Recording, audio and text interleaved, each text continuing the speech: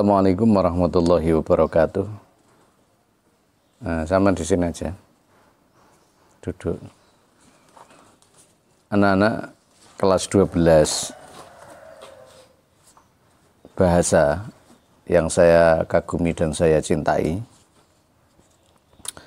Setelah kita membahas tentang novel kemarin di materi yang pertama, yakni apa dan bagaimana novel itu, mulai dari makna sampai pada unsur yang ada di dalam novel. Yang kemarin kita bahas, bahwa novel itu berasal dari kata novela, artinya cerita singkat yang menggambarkan watak-watak para tokohnya. Kemudian novela itu berasal dari kata Italia yang artinya adalah singkat. Nah, novel itu berbentuk prosa. Jadi sebuah cerita yang didesain dengan prosa. Dia lebih panjang daripada cerpen. Dia menceritakan sebuah cerita tentang kehidupan yang mengalami perubahan nasib. Kalau cerpen tidak sampai mengalami perubahan nasib. Kalau cerpen itu hanya kalau dia sebagai tokohnya sebagai tokoh apa, umpamanya dia sebagai pelajar ya pelajar saja. Dia sebagai pekerja ya pekerja saja, tidak menjadi berubah menjadi apa tidak. Tapi kalau novel ada perubahan. Mulai dari awal dia jadi apa, yang terakhir jadi apa. Itu artinya adalah ada perubahan nasib di dalam cerita namanya novel. Sebuah cerita sastra yang didesain, yang bisa mendeskripsikan karakter-karakter yang ada di dalam novel itu. Kemudian materi selanjutnya adalah materi resensi. Materi resensi ini adalah materi yang diajarkan untuk melihat sebuah karya sastra itu secara umum, ya, mengulas karya sastra itu secara global, secara rinci, secara ringkas, diulas kembali dengan ya menunjukkan atau mengulas kelebihannya dan kelemahannya. Ya, kelebihannya apa saja dalam sisi bahasa, apa saja dalam diksi dan lain sebagainya. Kemudian kelemahannya bagaimana. Jadi yang dimaksud dengan resensi adalah mengulas sebuah karya sastra. Baik itu novel, cerpen maupun yang lain, tapi dalam posisi ini adalah dalam novel. Jadi ketika orang itu sudah bisa melihat sebuah karya sastra, dia bisa mengambil sebuah ringkasan, dia bisa mengambil sebuah kesimpulan. Apa kelebihannya, apa kelemahannya, atau apa kekurangannya. Nah, tentunya seorang pembaca pun dia akan memahami itu. Nah, sekarang fungsi resensi itu apa? Fungsi resensi sendiri, setelah kita tahu artinya resensi, ulasan dan lain sebagainya itu, yang pertama adalah resensi bagi penulis atau buku karya sastra, yaitu sebagai umpan balik menghasilkan karya sastra yang lebih berkualitas. Artinya ketika dia sudah melihat hasil sebuah resensi dari karya sastra, maka dia akan melihat dari kelebihannya bisa dikembangkan, kelemahannya bisa diminimalisir. Apakah itu resensi dari orang lain atau dari dirinya sendiri, yang penting dia bisa melihat, menilai karya sastra itu, bisa memahami karya sastra itu dari garis besarnya.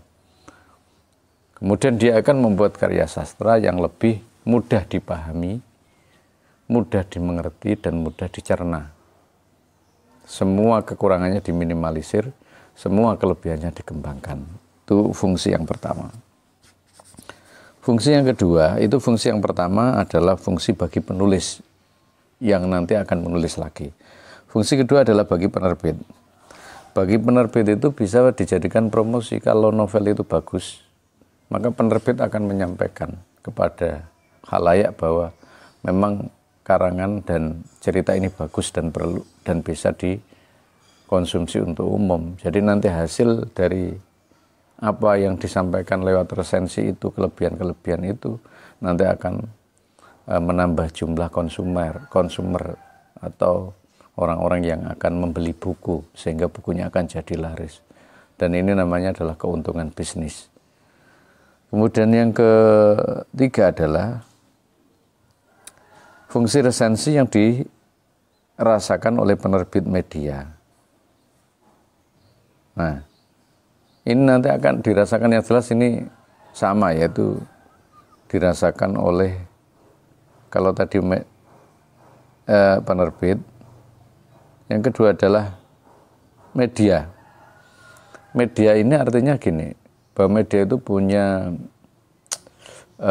semacam prospek ke depan, semacam rancangan bagaimana medianya ini bisa mendapatkan rating, bagaimana medianya bisa menjadi populer, bagaimana media ini bisa menjadi viral, sehingga media ini nanti akan digemari, media ini nanti akan menjadi media yang besar.